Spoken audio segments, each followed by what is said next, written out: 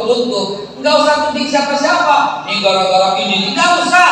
Ini gara-gara itu, enggak usah. Benarkan sholat kita. Niscaya Allah menangkan kita di atas semua orang. Aduh.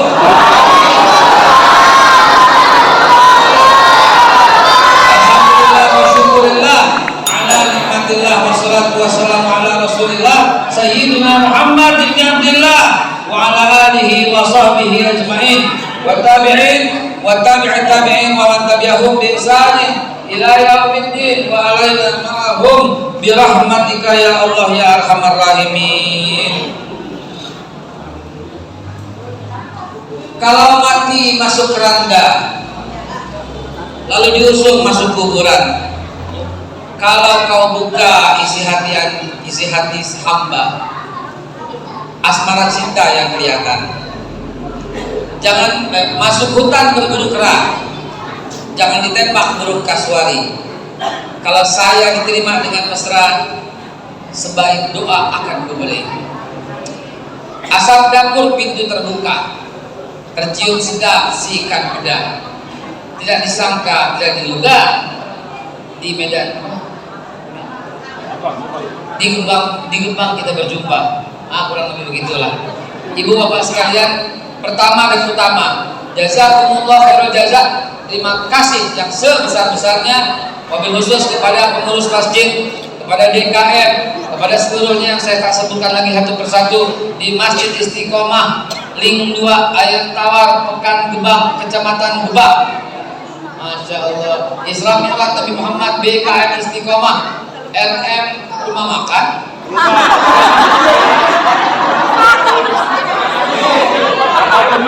Remaja masjid. Saya kira ada rumah makan. Terima kasih kepada remaja masjid Istiqomah. Terima kasih kepada para alim ulama yang hadir, yang telah menunggu.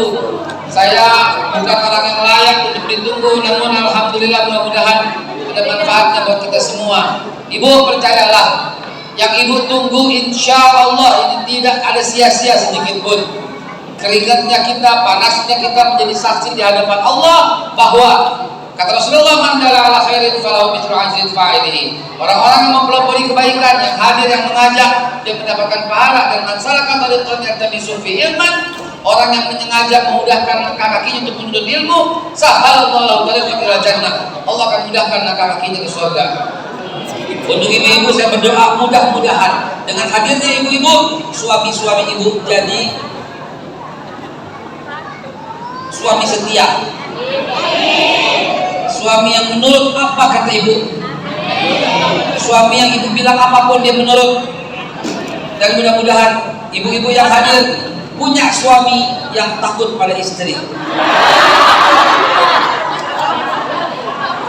Biarin bapak-bapaknya kesal ya Bu, karena waktu itu pas waktu saya datang ke sini lampunya mati, speakernya mati, betul ya? Betul kan? Akhirnya saya ceramah di sini tanpa speaker, sampai hotel serak suara saya habis. Dan alhamdulillah sekarang kita ganti. Baik, ibu bapak sekalian yang melakukan Allah, sering nggak Isra Mi'raj oleh-olehnya dari Rasulullah apa? Biasanya para penceramah sering ceramah berkata oleh-oleh daripada Isra Mi'raj adalah perintah salat. Sampai di sini sering kita katakan awal mula perintah salat. Adik-adik, bapak-bapak, ibu-ibu sekalian, mulai hari ini luruskan ya, luruskan selurus-lurusnya. Tidak betul, tidak betul, kurang tepat. Sholat itu sudah dikerjakan oleh Nabi jauh sebelum Isra Mi'raj. Bahkan Rasulullah SAW waktu pertama kali mendapat perintah Iqra lagi sholat, Isra Mi'raj belum terjadi Pak, belum terjadi. Bukankah Sayyidina Ali masuk Islam, menerima risalah Nabi Muhammad ketika Rasulullah sedang sholat sama istrinya Khadijah kan? Betul? Pernah mendengar kisah ini? Pernah mendengar kisah ini? Awal mula kerasulan ini baru awal kerasulan. Rasulullah lagi sholat bersama istrinya Khadijah, bersama anaknya Ruqayyah Ummi Kalsum, dan Fatimah masih kecil. Ruqayyah Ummi Kalsum, satu lagi Zainab, dan anak angkatnya Zaid bin Harithah. Itu lagi sholat. Baru Sayyidina Ali masuk ke dalam agama Islam sambil bertanya, apa yang sedang kamu lakukan ya Muhammad bin Abdullah? Sedang sholat. Dua aja kisah ini cukup menggugurkan pendapat awal mula sholat adalah Isra Mi'raj. Gugur pendapat itu, Pak. Karena Rasulullah sudah sholat jauh sebelum Isra Mi'raj. Isra Mi'raj yang kita peringati hari ini adalah awal mula inna sholata kanat 'alal mu'minina kitaban mawquta. Jadi awal mula subuh, zuhur, asar, maghrib, isya, betul Isra Mi'raj. Tetapi sholatnya sudah ada belum? Sudah ada. Bahkan Nabi Isa sholat dan zakat. Nabi Isa. Coba yang ada handphone, yang punya kuota, jangan main judi dulu. Judi domino. Judi apa lagi sih?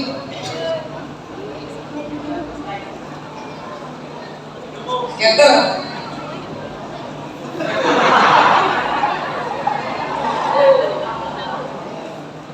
Haram menghancurkan sendi-sendi negara, menghancurkan sendi-sendi persatuan dan kesatuan, membuat negara miskin, membuat hartanya habis, membuat hartanya nggak berkah, membuat miskin, membuat melarat, membuat keparat, membuat judi udah nggak ada benernya dah.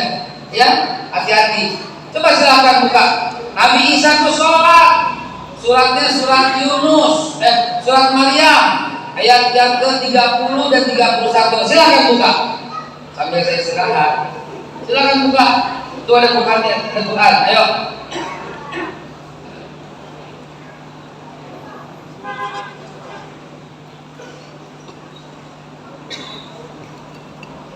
Surat Maryam ayat 30 dan 31.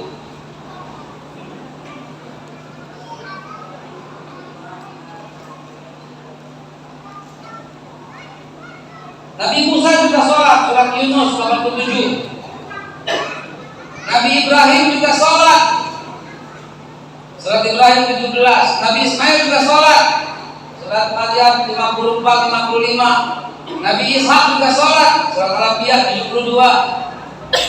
Coba kalau bukakan itu yang saya bacakan. Enggak, saya pengen luruskan dulu. Ini kan peringatan Isra Mi'raj. Isra Mi'raj ya. Saya mau sampaikan Ibu Bapak, sholat itu pekerjaan semua nabi. Udah ketemu? Sholat apa dari Mas? Antum sholat Nabi Isa ya? Mas, antum Nabi Isa.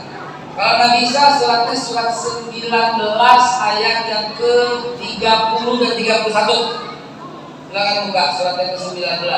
Lebih enak pakai handphone cepat itu. Langsung aja QS.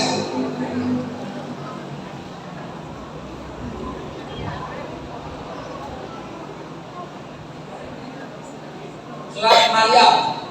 Oh, antum Ibrahim. Surat Ibrahim ayat 17. Itu siapa tadi? Nabi Musa. Nabi Musa surat Yunus 87. Itu siapa? Nabi Ishak. Al-Anbiya 72. Ayo cepetan dibuka dan dibacakan. Ini cuma sekedar contoh bahwa semua nabi sholat. Semua nabi sholat. Tidak ada nabi yang tidak sholat.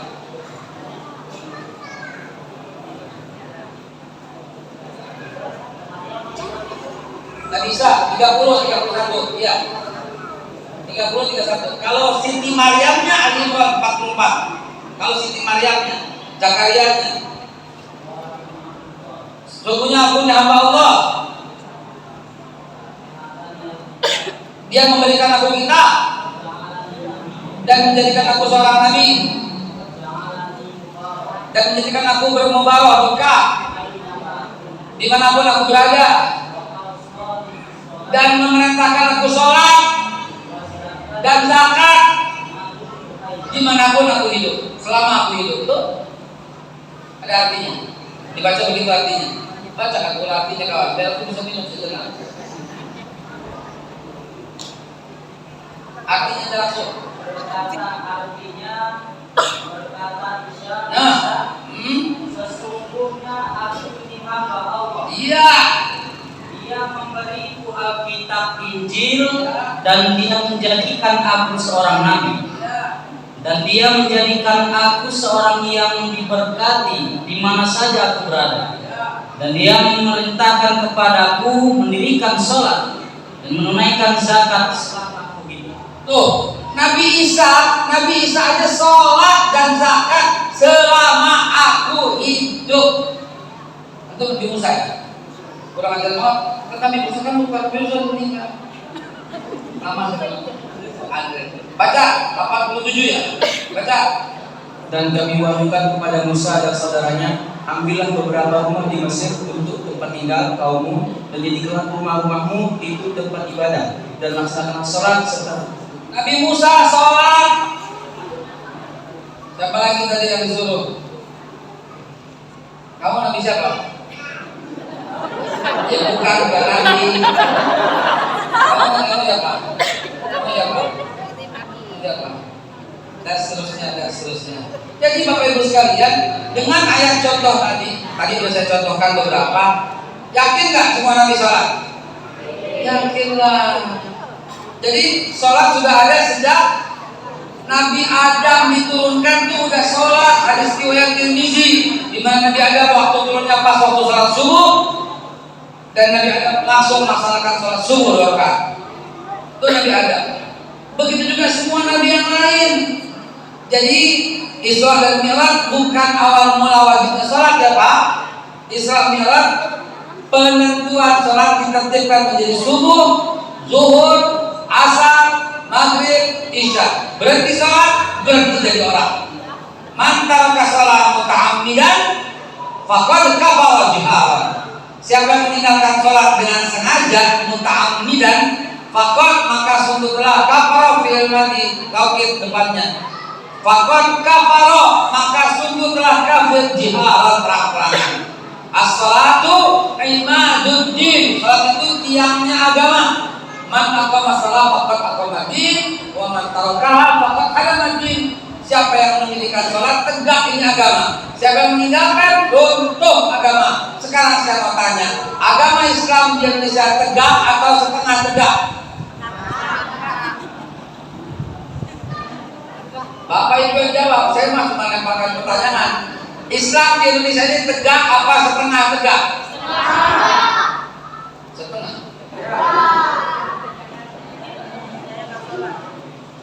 Ini kalau saya lanjutkan bahaya. Ya begitulah umat Islam bagi bui. Gampang diombang-ambingkan, gampang dibawa sana sini. Minyak goreng mahal aja nggak bisa berbuat apa-apa. Karena nggak ada pengusaha minyak goreng di dalam Islamnya. Bikin odol aja juga bisa, bikin odol. Bikin sambonya juga bisa.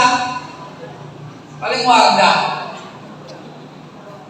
Saudara sekalian, kalau Islam itu hancur runtuh, nggak usah tuding siapa-siapa. Ini gara-gara ini, nggak usah. Ini gara-gara itu, nggak usah. Benarkan sholat kita. Niscaya Allah menangkan kita di atas semua orang. Benerin sholatnya, tahajudnya, terutama di masjidnya, berjamaahnya, dan jangan tinggalkan. Sekali tinggalkan, Anda Bapak Ibu kalau meninggalkan sholat, turut berpartisipasi dalam meruntuhkan agama. Agama Islam bakal runtuh kalau orang-orangnya mulai meninggalkan sholat. Jadi ibu-ibu mau kondangan sholat nggak? Mau arisan? Lagi macet? Ada kalanya mau kondangan macet aja nggak sholat, ada kan? Ada nggak? Dosa lo bilang ada. Jangan bu, ya Allah ya Rabbi. Sholat itu tiang agama, nggak bisa ditawar.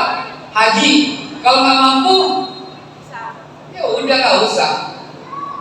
Zakat kalau nggak mampu, terima zakat. Puasa kalau nggak mampu sakit, faidah tuh min ayam itu itu di hari yang lain atau fidyah. Semua ada berkahnya begitu. Tetapi begitu sholat, lagi sakit wajib, mau mati besok wajib. Nggak ada yang bisa menggugurkan kewajiban sholat kecuali wanita haid atau nifas. Ya. Nggak ada. Sampai Allah firmankan wa'bud rabbaka hatta ya'tiyakal yaqin. Sembahlah Tuhanmu sampai datang kepadamu kematian.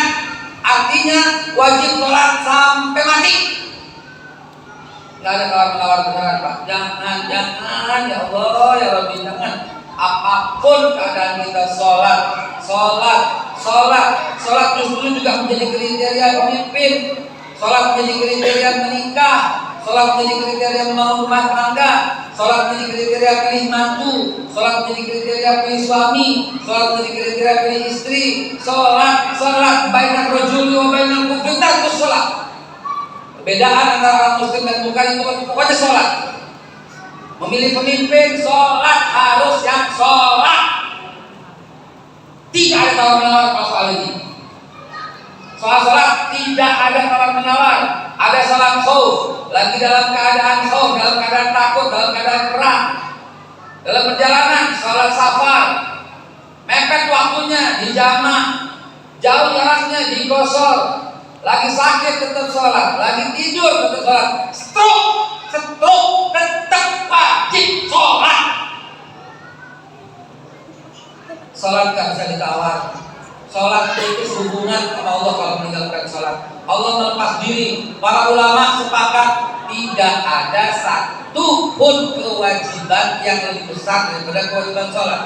Dan empat-empatnya Imam Syafi'i, Imam Hanbali, Imam Malik, Imam Hanafi sepakat tidak ada satu perbuatan yang lebih besar dosanya selain meninggalkan sholat. Tidak ada satu hadis pokok pun yang menyatakan mengerjakan itu kafir, meninggalkan kafir kecuali sholat. Naudzubillah, Anda berzina, naudzubillah, lalu berjudi, habis berzina kemudian berjudi, bahkan habis berjudi lalu narkoba, lalu online, segala macam semua, kalah itu dah dosanya dengan meninggalkan sholat semua. Nggak ada sedikit pun orang yang meninggalkan sholat kalah, tidak dihitung. Haba'an mansura, semua amal putus. Semua amal putus. Yang pergi haji 1000 kali nggak mungkin ya, 100 kali nggak mungkin ya, 10 kali kan batal semua hajinya tanpa sholat. Yang berpuasa Ramadan tiap hari kalau perlu, baik Ramadan atau di luar Ramadan tetap puasa, meninggalkan sholat batal, tidak ditanya oleh Allah Subhanahu Wa Taala. Seperti sebuah pertandingan, tiketnya itu, tiket masuk itu sholat. Entah di dalam tergantung mau ikut apa, mau lomba apa, mau ikut pertandingan apa, tergantung. Tapi tiketnya itu sholat. Seperti kita masuk kuliah, ya, uang pangkalnya itu sholat. Entah di dalam mau ambil jurusan apa terserah dia. Tapi tiket masuknya itu sholat. Sholat tanpa sholat haba'an mansura, semua hilang, hapus semua amal. Tidak sedikit pun diterima oleh Allah, walaupun mengeluarkan emas sebesar gunung Uhud tanpa sholat.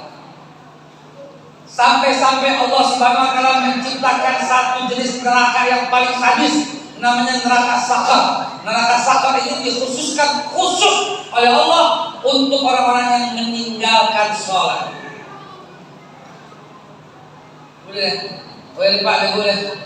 Saya biasa ceramah lucu-lucu aja, tapi ini Islamnya lah nggak bisa dah. Sholat nggak bisa dibikin lucu beneran, kagak bisa. Sholat itu gak ada tawar-menawar. Allah Subhanahu Wa Taala berikan 15 macam siksaan khusus buat orang yang meremehkan sholat. Belum meninggalkan, baru meremehkan. 6 di dunia, 3 ketika mati, 3 ketika dalam kubur, dan 3 ketika bertemu dengan hadap Allah Subhanahu Wa Taala. 6 ketika hidup, 1 dicabut keberkahan dari umurnya. Nomor 1 lebih ngeri. Artinya apa? Dicabut keberkahan dari umurnya. Orangnya masih ada, tapi kita nggak mau nyebut. Kenapa? Seolah-olah mati. Kalau dia mati, sekampung kira mati, bagus deh. Itu bagi orang-orang yang meremehkan sholat. Dicabut keberkahan dari umurnya, mati disyukurin. Siapa yang mati? Tuh, oh mati dia, syukur. Itu akibat orang-orang yang meninggalkan sholat. Yang kedua, dia tak pernah mendapat bagian doa orang yang soleh. Tak pernah mendapat bagian. Bukankah khotib tiap doa, Allahumma fir lil mu'minina wal mu'minat wal muslimina wal muslimat, habis Pak semuanya tanpa sholat. Dia nggak mendapat bagian. Tiga, dicabut tuh mukanya dari tanda-tanda orang soleh. Lihat mukanya kagak enak, sepet lihat mukanya, seneng lihat mukanya. Apa ya? Yang nggak enak lihat mukanya. Enak lihat mukanya. Nggak ada cahaya-cahaya sedikit pun. Ya. Itu khusus untuk yang meninggalkan sholat. Dan seterusnya panjang sekali hadisnya sampai di lubang kubur pun ditemani dengan sujaul akhra. Sujaul akhra adalah seekor ular yang besar yang memiliki tangan, dan dia memiliki palu gada yang besar dan memukul setiap azan. Setiap azan dipukul. Kalau kita setiap azan dikecilin, dia dipukul. Dipukul setiap azan subuh karena meninggalkan subuh.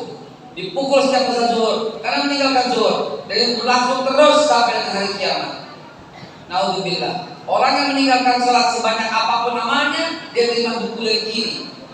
Artinya ditolak semua amalnya. Orang yang meninggalkan sholat, dia dipandang oleh Allah dengan kemurkaan, sehingga pada waktu ditimbang copot semua daging-daging dalam tubuhnya, dan dia berjalan tanpa daging, tanpa otot. Dia berjalan hanya tulang belulang dan sebagian-sebagian yang menempel dari kepala dan tubuhnya. Ini buat orang-orang yang meninggalkan sholat. Maka dengan Isra Mi'raj ini, yuk kita perbaiki sholat kita. Karena dengan memperbaiki sholat kita, bangsa kita akan ada perubahan, Pak. Bangsa kita akan Allah kirim perubahan. Allah akan kirimkan pemimpin-pemimpin yang adil dan bijaksana buat negara kita. Allah akan kirimkan tokoh-tokoh yang besar untuk mensejahterakan masyarakat kita. Allah akan angkat pengusaha-pengusaha muslim untuk mensejahterakan bangsa kita. Tidak lain tidak bukan semua dari sholat. Saya mau tanya sama pengurus masjid Istiqomah nih, besok subuh kira-kira segini nggak yang hadir?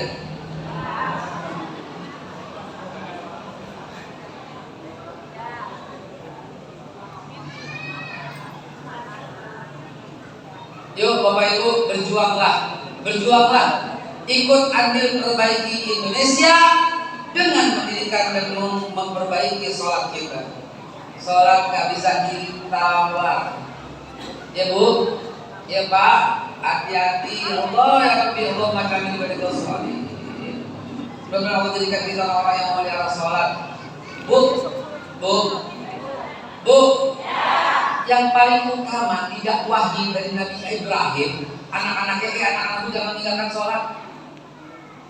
Nabi Ibrahim nih kepada Nabi Ismail, Nabi Ishak, Nabi Yakub cucunya, dan kepada cicitnya 12 orang, jangan tinggalkan sholat ya nak, jangan tinggalkan sholat. Itu wasiat Nabi Ibrahim. Bukankah bacaan inni wajjahtu wajhiya lillazi fatara samawati wal ardh hanifan musliman wa ma kana minal musyrikin. Inna sholati wa nusuki wa mahyaya wa mamati lillahi rabbil alamin la syarika lahu wa bidzalika umirtu wa ana awwalul muslimin. Itu Nabi Ibrahim yang punya bacaan itu. Dilanjutkan sama Nabi Muhammad SAW sampai detik ini. Karena itu dalam sholat harus sebut dua nama, Nabi Ibrahim dan Nabi Muhammad. Kapan kita sebut? Pada waktu tahiyat. Betul? Bayangkan itu, tanpa menyebut Nabi Ibrahim, tanpa menyebut Nabi Muhammad, nggak sah sholat kita. Dan kalau nggak sah sholat kita, nggak sah semua amal ibadah kita. Bayangkan itu. Nggak main-main, serius untuk urusan sholat, serius. Nabi Ibrahim sebagai Abul Anbiya, bapaknya para nabi, kita sebut dalam sholat. Nabi Muhammad wajib kita sebut namanya dalam sholat. Tanpa menyebut dua nama ini nggak sah. kan tahiyat kita sebutkan at-tahiyatul barakatuh salawat thayyibah. Assalamu alayka ayyuhan nabiyyu wa rahmatullahi wa barakatuh. Assalamu alayna wa ala ibadillahi shalihin. Asyhadu an la ilaha illallah wa asyhadu anna Muhammadar Rasulullah. Allahumma shalli ala Muhammad wa ala ali Muhammad kama shallaita ala Ibrahim wa ala ali Ibrahim wa barik ala Muhammad wa ala ali Muhammad kama barakta ala Ibrahim wa ala ali Ibrahim bil alamin innaka Hamidum Majid. Subuh kita sebut nama Nabi Muhammad 4 kali, nama Nabi Ibrahim 4 kali. Zuhur kita sebut nama Nabi Muhammad 8 kali, nama Nabi Ibrahim 8 kali. Asar kita sebut nama Nabi Muhammad 8 kali, Nabi Ibrahim 8 kali. Maghrib dan Isya masing-masing semua 8. 8 kali 4 24 tambah 4 28. Dalam kunut 2 juga 30 kali kita sebut nama Nabi Muhammad seharian hanya dari sholat. Belum lagi sholawat-sholawat yang lain. Itu juga Nabi Ibrahim. Bayangkan, belum lagi bangun tidur sebut nama Nabi Ibrahim. Ya. Bangun tidur asbahna ala fitril Islam wa ala kalimatul ikhlas wa ala nabi Muhammad sallallahu alaihi wa sallam Ibrahim hanifan musliman wa kana minal musyrikin. Nah, saya nggak lama-lama, ibu-ibu juga boleh dari tadi, bawa dari tadi, saya minta maaf yang sebesar-besarnya. Tapi tolong dalam kesempatan yang sangat berbahagia ini, dalam kesempatan yang sangat berharga dan mulia ini, yuk kita berjanji kepada Allah untuk tidak lagi meninggalkan sholat selama-lamanya.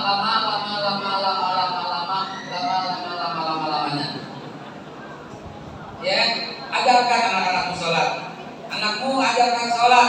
Hanya boleh dipukul ketika dia meninggalkan sholat. Anak nggak boleh dimarahin, anak nggak boleh dipukul kecuali meninggalkan sholat. Bayangkan. Anak nggak boleh dimarahin, anak nggak boleh dipukul. La takdob, kata Nabi, jangan dimarahin. Begitu nggak sholat, boleh pukul. Jadi nggak ada kata penawar urusan sholat. Sekali meninggalkan sholat tidak akan pernah bisa diganti walau 100 kali haji. 100 kali haji umur belum sampai 100. Jadi bagaimana orang yang meninggalkan sholat selama ini? Inna lillahi wa inna ilaihi raji'un. Kita buka forum tanya jawab. Barangkali ada yang mau ditanyain, silakan. Langsung angkat tangan, silakan.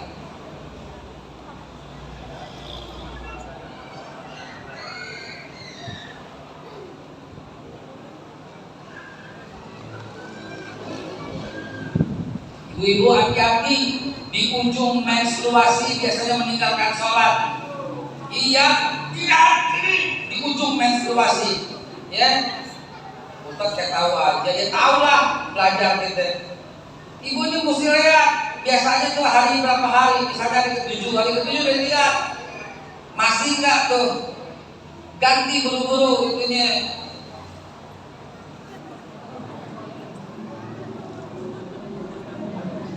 Kalau dia diganti, sopnya diganti. Dia tahu masih ada apa tidak. Begitu tidak langsung pas dilihat jam 7 buru-buru sholat, kena wajibnya maghrib. Harus sekalian haram. Maghrib hilang, isya hilang. Ntar aja dah. Nggak boleh. Buru-buru ya. Ini udah hari ke-7 nih. Ya, jam 9 pagi dia. Tadi subuh masih ada waktu pipis di kamar mandi. Jam 9 dia. Jam 10 ya, begitu kering, langsung mandi, langsung sholat zuhur, masuk waktu zuhur. Hati pokoknya. Baru pulang dari mana-mana, kayaknya udah berhenti. Lihat, loh masih ada, mungkin bekas tadi. Buang, ganti baru, lihat 5 menit. Oh, udah nggak ada sama sekali, berarti udah bersih. Wajib sholat. Ternyata bersihnya jam 3 dini hari, puluhan mandi, masih kena wajibnya sholat isya sebelum azan subuh. Hati-hati. Yang paling banyak tergelincir karena perintah sholat. Dan kata Rasulullah apa? Ketika sholat dilepas, tunggu hancurnya kata Rasulullah. Begitu sholat dilepas, tunggu hancurnya bangsa ini. Naudzubillah summa naudzubillah.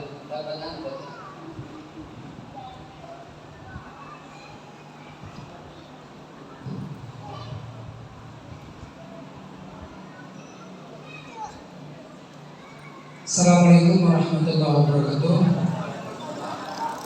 Boleh bertanya di luar tema, boleh ya? Saya, oke. Saya sering sekali mencari informasi tentang Habib Rizik, namun info yang kita dapatkan tidak paripurna, tidak lengkap. Artinya saya yakin Babi pasti punya informasi terkini tentang apa kabar Habib Rizik. Singkat itu.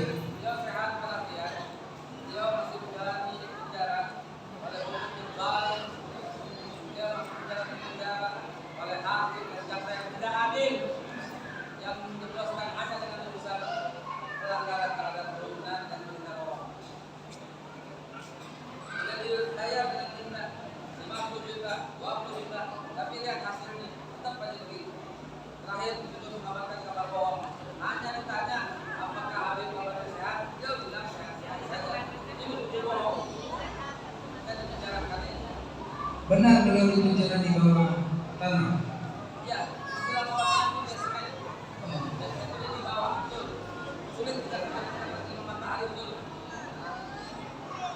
Artinya keadaan beliau sehat walafiat. Sehat walafiat.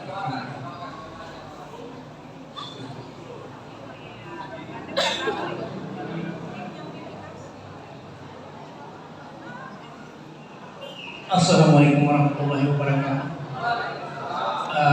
Izin dulu Ustaz. Ini ada mau saya tanyakan tentang masalah sholat tadi. Tentang masalah sholat. Iya. Sholatnya Nabi Musa, Nabi Ibrahim, Nabi Ismail itu apakah sama dengan sholatnya Nabi Muhammad SAW itu Ustaz? Hanya itu saja.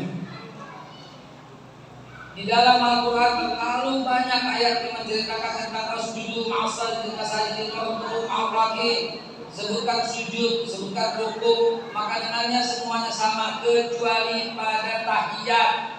Karena kalimat at-tahiyatul mubarakatus shalawatut thayyibatul lillah diucapkan Allah pada waktu Isra Mi'raj ketika menjumpai Nabi Muhammad SAW. Ketika Rasulullah tembus dalam Sidratul Muntaha, Allah menyebut at-tahiyat. Nabi Muhammad menyebut at-tahiyatul mubarakatus shalawatut thayyibatul lillah. Segala kemuliaan, keagungan, kebesaran milik Allah Subhanahu wa taala.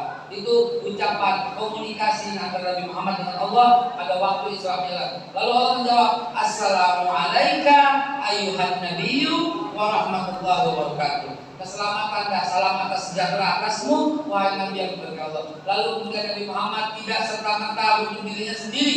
Nabi Muhammad mendoakan kita semua, "Assalamu alayna wa ala ibadillahi shalihin." Keselamatan, kesejahteraan, kemuliaan, keberkahan atas kami, ya hamba-hambanya, mudah-mudahan hamba-hamba yang saleh. Lalu setelah mendengar itu, malaikat yang mendengar Al-Muqarrabin, malaikat di arsy Allah mengucapkan asyhadu an la ilaha illallah. Kalimat itu kan disebutkan oleh para nabi. Kalimat yang diganti disebutkan para nabi karena kalimat zikir subhanallah alhamdulillah wa la ilaha illallah wallahu akbar. Demikian pula suratul Fatihah. Agak berbeda versinya di antara para nabi dan Nabi Muhammad. Tapi yang penting adalah semua nabi adalah sholat. Dalilnya lengkap dalam Al-Quran bertaburan. Sholatnya 2 rakaat. Sholatnya tidak diberikan dengan waktu. Nabi Musa 50 waktu. Semua syariat begitu Pak. Ya berbeda, namun intinya sama. Zakat. Di dalam syariat Nabi Musa zakatnya 1/5, 20%. Dalam syariat Nabi Isa zakatnya 1/10.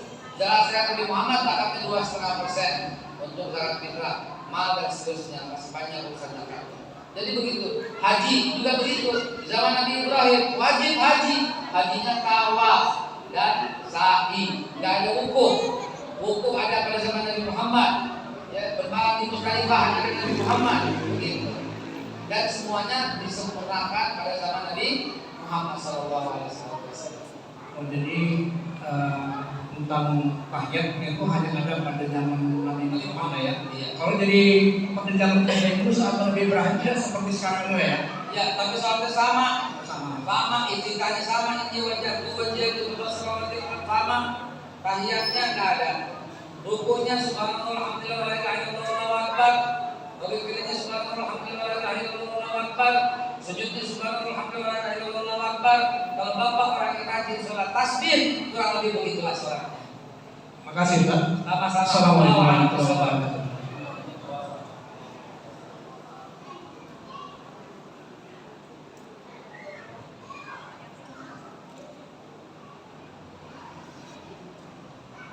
Assalamualaikum warahmatullahi wabarakatuh. Izin bertanya Ustaz. Rasulullah kalau mengabarkan bahwa orang yang meninggalkan sholat bahwa kafirlah dia semata-mata. Lalu bagaimana status orang yang meninggal namun semasa itu tidak mengerjakan sholat? Apakah kita sebagai yang masih hidup ini layakkah kita menyolatkan dia? Bolehkah kita tidak menyolatkan dia? Yang kedua Ustaz, bagaimana hukum orang yang menyampurkan hukum dari nabi-nabi terdahulu dengan nabi-nabi Muhammad, dengan hukum yang ada pada Nabi Muhammad? Misal contoh kayak hukum yang diambil kayak hukum sebelum Nabi Muhammad, ya hukum berkorban, dia pakai tafsiran dari Nabi selain Nabi Muhammad. Gimana itu?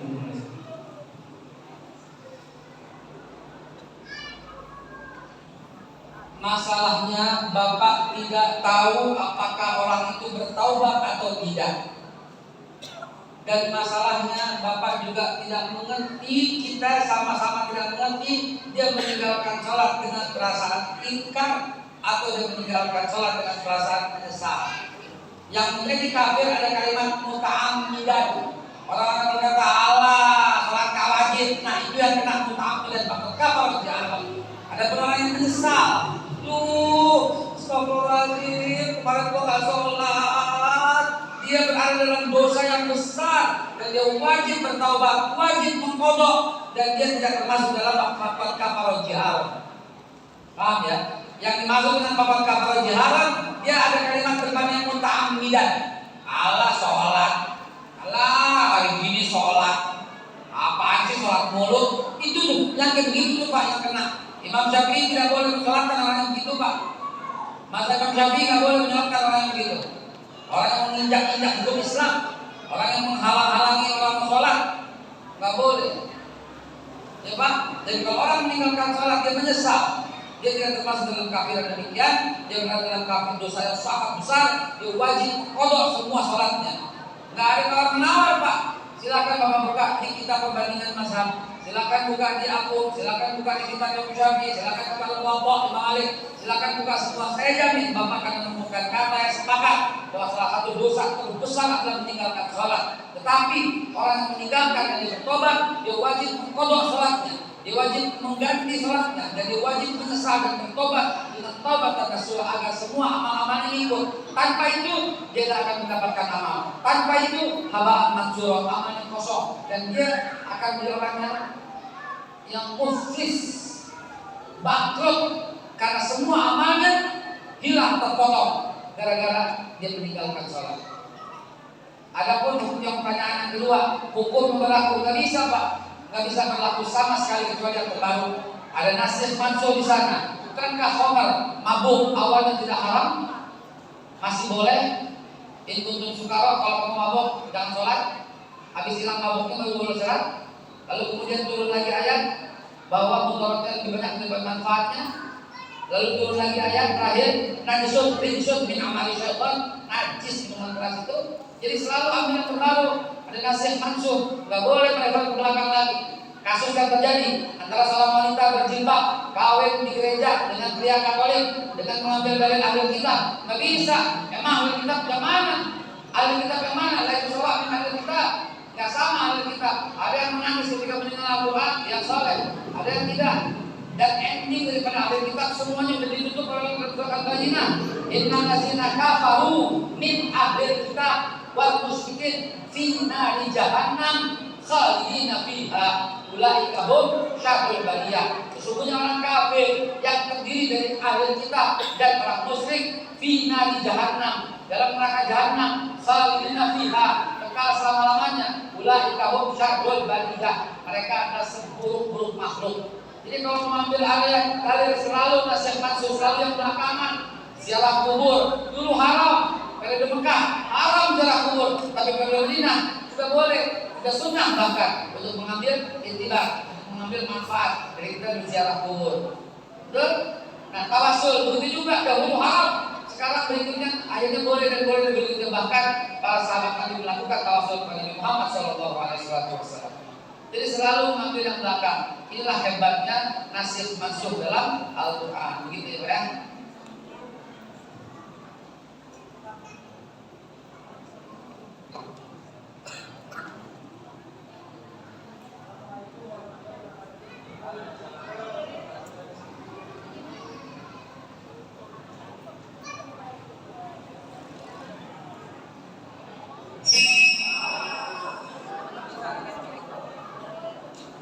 Assalamualaikum warahmatullahi wabarakatuh.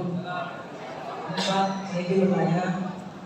Tadi kan Ustaz bilang sholat, biar sholatnya khusyuk itu Ustaz. Sholat macam mana itu Ustaz? Sholat yang khusyuk. Sholat yang khusyuk. Sholat yang khusyuk.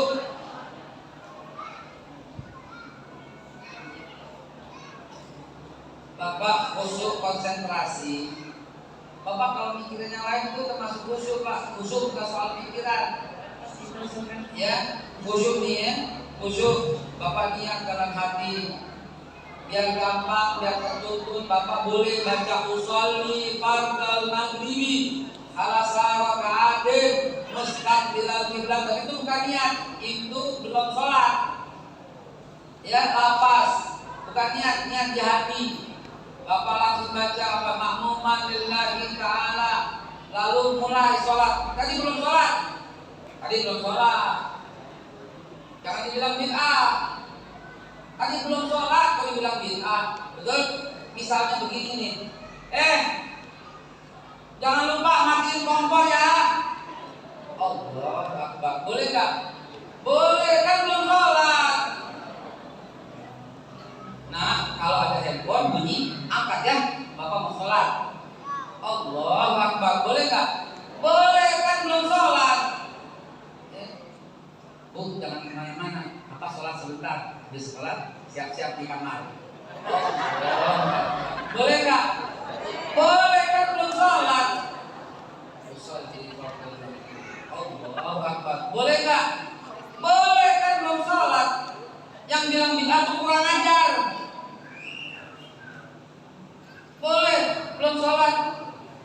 Setelah itu Bapak takbir, Allahu Akbar. Di sini boleh. Ada hadis dari Ibnu Umar, tangannya Nabi yang kiri megang lambung. Ada hadis Allahu Akbar. Boleh dari Bilal, Nabi memegang tangannya di dada. Allahu Akbar. Boleh dari Ali bin Abi Thalib karena gemuk Ali di bawah. Boleh semua. Ada hadisnya semua. Sepanjang dari sini kemarin Allah. Nggak boleh nggak ada hadisnya ngarang loh. Ya.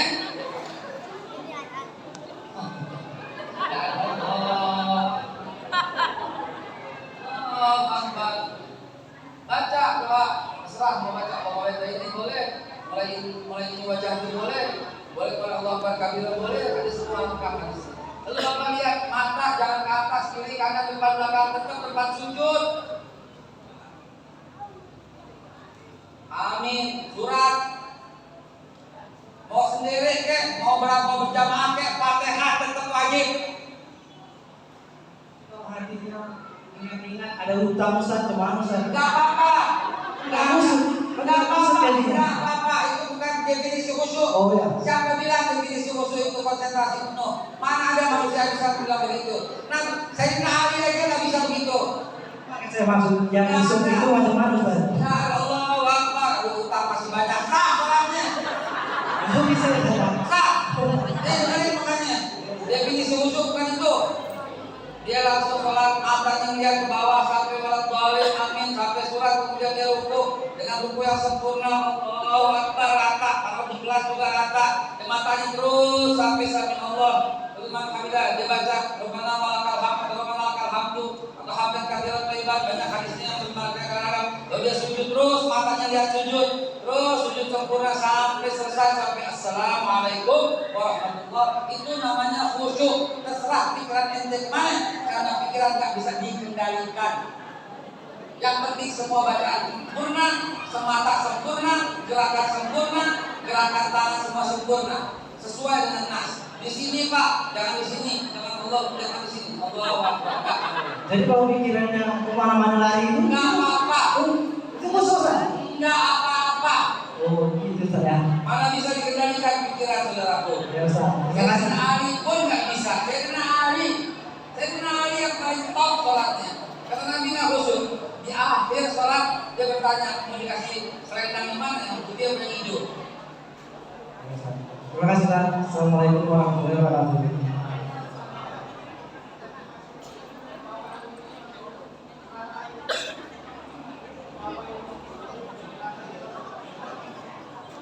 Yang dimaksud lalai dalam sholat yang mana? Fawailul lil musallin alladzina hum an salatihim walladzina hum yura'un. Dia lalai dalam sholatnya, dia abaikan sholatnya. Dia tunggu subuh sampai matahari terbit. Dia tunda zuhur sampai dengan asar. Dia tunda asar sampai dengan maghrib. Itu lalai. Dan kemudian sholat dengan dia, dengan mengharapkan pujian, selfie lagi sholat, upload lagi sholat. Tanpa lihat mau kampanye, banyak pemimpinnya sholat kalau diupload ke sosial media.